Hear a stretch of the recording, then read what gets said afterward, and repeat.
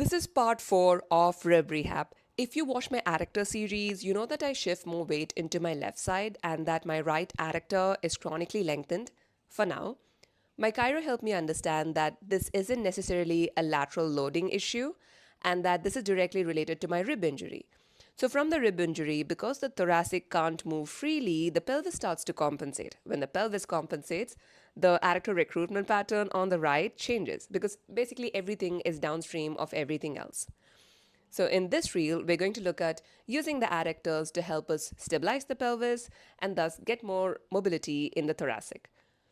In the gym, I'm using the foam roller between the thighs in a standing hinge position. The focus is on maintaining adductor engagement. So I'm going to squeeze the roller while rotating through the thoracic.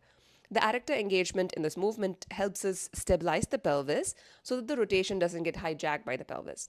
So two things are happening. The pelvis is stabilizing and the thoracic is moving. On the mat, we're going to try Uttita Parshva Konasana, extended side angle bend.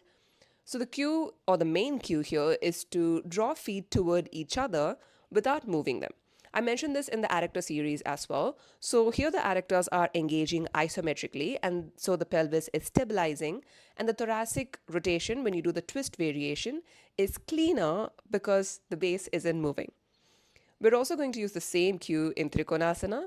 We're doing a wide stance, feet are drawing toward each other without moving.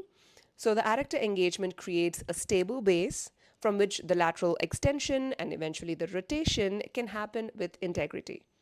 The foam roller gives you something to squeeze so that you can feel the engagement, whereas with the yoga movements or the yogasanas, we're using the cue for the feet to help us feel this engagement without a prop.